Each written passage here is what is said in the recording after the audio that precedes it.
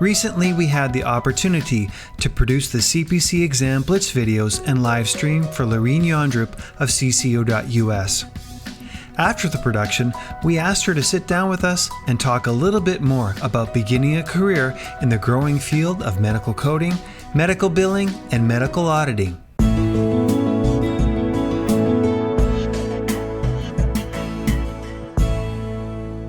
What kind of career advice do you have for people who are looking at coding and billing, medical coding and medical billing as a career?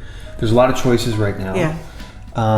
You get this asked this question a lot, actually. Yes. Is my understanding. Yeah. So what kind of advice do you give people? Typically, I will have someone reach out to me and say, I'm interested in medical billing and coding, but I'm not really sure how to get started. Do I do the hospital coding? Do I do the physician coding? Do I do billing?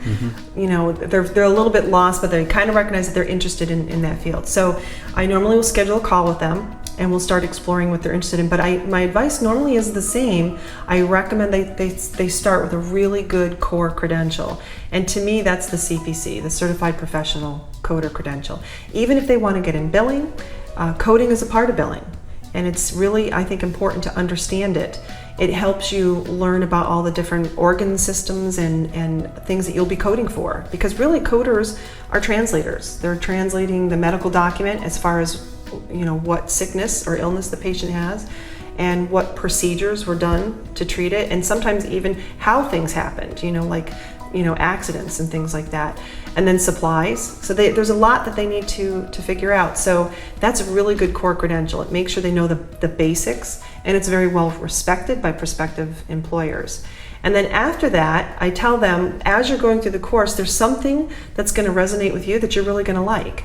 Maybe you love diagnostic coding, because like Alicia, our educational director, she loves diagnostic coding. I like it, she loves it. I love CPT coding, she likes it. So it's kind of interesting. You have your little niches that you like.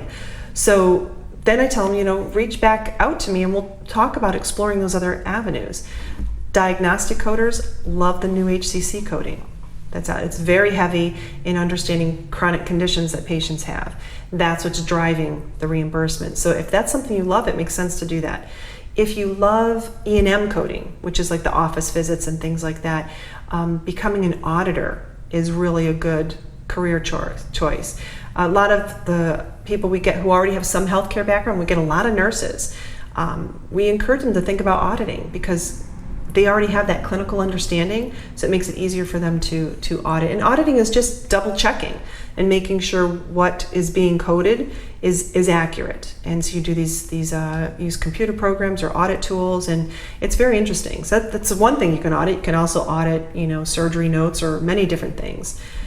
People that get into auditing oftentimes want to be their own consultant, so they can be their own boss. They can have their own little business, and you know that's exciting too, to be able to offer someone a career field that doesn't currently require college education, that you can master these skills in half a year, 6 months. So we've had some people learn it in 3 months, and they were like a truck driver. A guy actually did this, and we were like amazed, and can learn it in three months. We don't recommend that. We normally say 4 to 6 months to be reasonable and to absorb all the material. But if you're interested in learning more about medical certifications like medical coding, medical billing, and medical auditing, click on the link below to learn more at cco.us.